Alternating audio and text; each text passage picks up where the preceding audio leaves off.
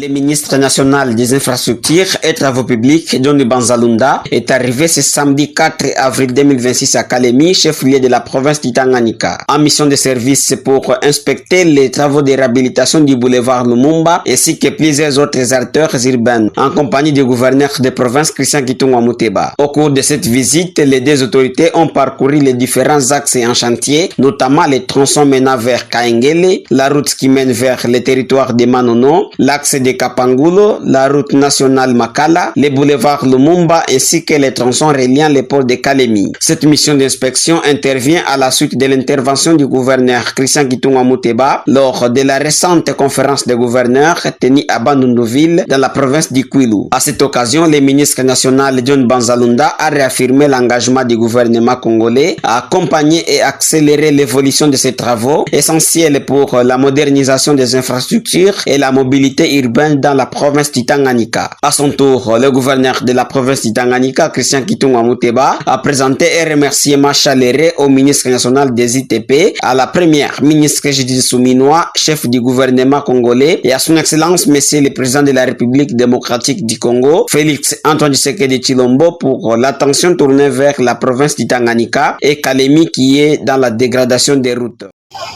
Un sentiment de joie, je dirais, parce que cette attention accordée à la province du Tanganyika, particulièrement aussi la ville de Kalemi, donc nous ne pourrons que dire merci. Merci à son excellence monsieur le ministre des infrastructures, ainsi que la chef du gouvernement, son excellence madame Suminwa, et sans oublier le président de la République. Donc aujourd'hui, Kalemi, nous avons plusieurs fois crié. À un certain moment, on a tiré la sonnette d'alarme pour dire qu'on pourrait même déclarer la ville de Kalemi une ville sinistrée.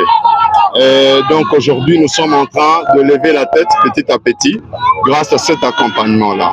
Aujourd'hui, nous avons initié, mais on a eu un accompagnement sans mots, un accompagnement qui, je dirais, de toute force, sur le sens, monsieur le ministre, pour qu'on puisse aujourd'hui, avec l'accompagnement du DG de Foner, qu'on puisse aujourd'hui voir tout ce que nous sommes en train de voir aujourd'hui.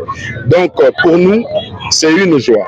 Nous lui disons tout simplement de ne pas s'arrêter là, mais de pouvoir continuer. Donc, Kalemi ainsi que le Tanganyika doit bénéficier aussi des édifices comme les autres provinces. Donc, il est ici, n'oubliez pas que le port de Moba est aussi en ligne et que déjà avec ces instructions, d'ici la semaine prochaine, l'équipe sera à Moba pour l'évaluation et voir la possibilité de début des travaux. Donc la population n'a qu'à dire merci au chef de l'État qui a choisi ses dignes fils pour qu'aujourd'hui la République démocratique du Congo voie un cantonnier national. À cette occasion, la population salue cette visite du ministre national et fils du Tanganyika qui marque un soulagement en infrastructure.